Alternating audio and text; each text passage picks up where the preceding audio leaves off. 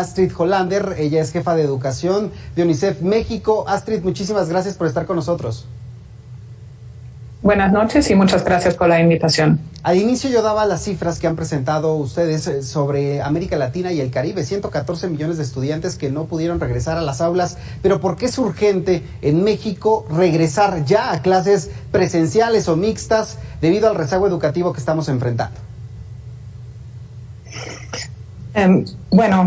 Por parte de UNICEF sí estamos urgiendo a que se prepare y se priorice la reapertura de las escuelas de manera gradual y segura, o en las condiciones más seguras posibles, en base de análisis locales, tanto epidemiológicos, de los contextos epidemiológicos, pero también de las capacidades de las escuelas para poner en función medidas de mitigación, y también que se vean como estos beneficios de la educación presencial frente a la educación a distancia, como hemos escuchado anteriormente, ¿no? Que no todos y todas los niños y niñas pueden participar en la educación a distancia o enfrentan algunas dificultades de seguir estudiando.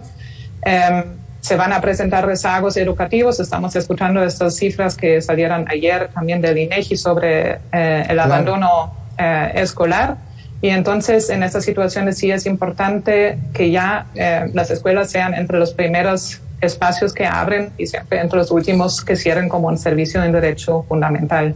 Claro, Astrid, tú decías de estas cifras del INEGI, pero me parece que cruzándolas con las estadísticas que ustedes tenían, ¿cuál es el panorama que enfrenta México respecto a este regreso a clases? ¿Cuántos niños estarían en riesgo? ¿Quiénes han atendido realmente las clases? ¿Y qué tanto realmente el tema virtual ha podido abonar a este tema del rezago educativo?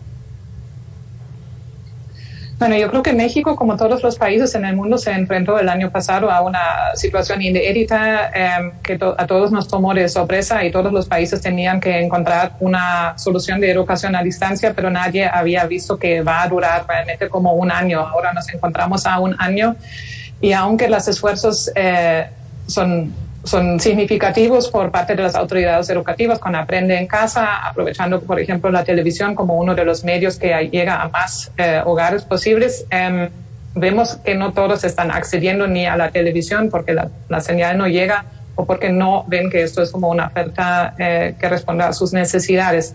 Las cifras últimas más fiables son realmente estos de INEGI de ayer, donde si sumamos como los niños y niñas y adolescentes que no se han inscrito de nuevo en el ciclo 2021, estos niños de 3 a 18 años, digamos, son como 1,5 millones. Esto sí es alarmante. Nosotros desde el año pasado ya estábamos alarmando de que esto iba a pasar, que con más tiempo que las escuelas quedan cerradas, más aumenta el riesgo de abandono escolar, porque los niños y niñas, por un lado, se desenganchan con el proceso educativo, especialmente aquellos que ya antes de la pandemia estuvieron en riesgo de abandonar, y también que dan estas situaciones económicas también de los hogares, en los cuales muchas veces el trabajo infantil se convierte en una estrategia de supervivencia, y los niños y niñas, en vez de sobre todo los adolescentes, en vez de seguir estudiando, tienen que aportar a los ingresos del hogar o asumir tareas en el hogar. También hay que tomar en cuenta que antes de la pandemia en México, como en todos los países de América Latina, realmente hubo una crisis de aprendizaje. Digamos que, según las últimas pruebas de Planea, en 2018, los niños y niñas de educación primaria en México no alcanzaban, como 80% no alcanzaban las competencias esperadas mínimas en lectoescritura y matemáticas. Y claramente ahora, en este tiempo de educación a distancia, vamos a ver unos rezagos muy grandes que se suman a esta brecha, y que va a tomar mucho esfuerzo y tiempo para recuperar. Astrid, me quedan varias preguntas con esto que nos estás diciendo. De entrada, nos gustaría que nos contextualizaras respecto a cómo está México en el cierre de escuelas, porque hay promedios, sí, respecto a la región, pero también a nivel del mundo. En México, ¿cómo estamos en este ranking del número de días ya por escuelas cerradas? Sí, UNICEF recientemente publicó un informe, ¿no?, sobre cómo estamos con la reapertura, aunque sea gradual, de las escuelas. Y de ahí tenemos que decir que 3 de cada 5 niños y niñas que perdieron un año escolar en el mundo durante la pandemia viven en América Latina y el Caribe. Y hay que decir que justo en México estamos superando el promedio global, ¿no? Estamos con más días cerrados que casi el doble, ¿no? Con 180 días cerradas, casi el doble del promedio global, que son 95 días si tomamos el periodo de marzo del año pasado hasta febrero. Entonces, sí, en otros países se están viendo quizás los países o los gobiernos tomaron medidas antes, están priorizando la educación como un servicio esencial. Y entonces sí, muchos países toman esta decisión que realmente en los contextos donde digamos, el panorama epidemiológico lo permite, cuando se inician a abrir los espacios, digamos, como restaurantes, tiendas, etcétera, que las escuelas sean entre los primeros que también abren, no los últimos que abren. Y cuando luego hay de nuevo como picos de contagio por algunas razones, entonces que las escuelas realmente cierran únicamente cuando no hay otra oportunidad. Astrid, también hay que decir que...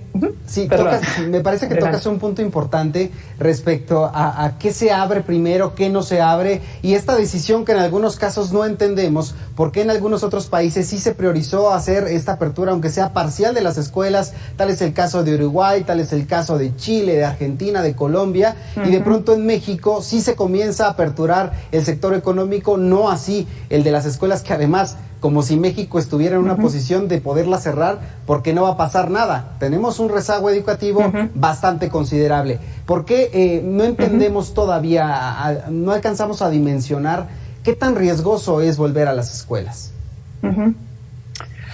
Bueno, UNICEF junto con otras agencias de las Naciones Unidas estaba también recopilando evidencia de los países que ya han abierto o que nunca cerraron. También hay países que nunca cerraron.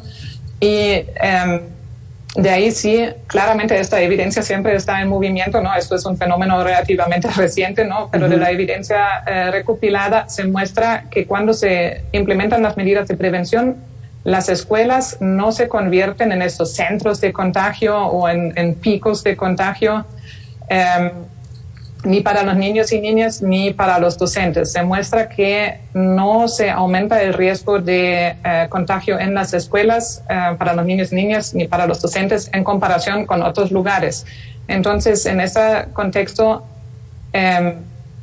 es limitar a la protección que puede prestar mantener las escuelas cerradas, especialmente si nos movemos en todos los otros espacios que ya están abiertas. Esto sí, insistimos mucho en que sí tienen que ponerse en las escuelas las medidas y protocolos para, por ejemplo, el adecuado lavado de mano, para el distanciamiento, el uso de cubrebocas.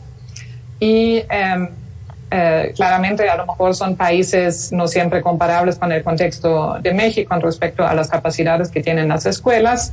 Estamos ahora, ojalá, de estos países que en América Latina que han abierto, como mencionó, como parcialmente en Chile, en Colombia, ahora en Costa Rica, El Salvador, una vez de tener también experiencia de estos países que a lo mejor tienen un contexto más comparable con México. También nosotros en UNICEF no estamos diciendo que todas las escuelas tienen que abrir de una vez. Claramente que hay que hacer un análisis, pero sí quisiéramos instar a que este análisis sea más focalizado en el contexto local, que no puede ser una medida todos cerradas o todos abiertos, incluso a nivel estatal, sino realmente ir mirando más a nivel local para ver, cuál es la situación de contagios en cierto municipio, cuáles son las capacidades de responder y de implementar protocolos de la escuela, y también cuál posibilidad tienen estos niños y niñas de seguir estudiando. Si vivo en un lugar donde no llega nada de educación a distancia,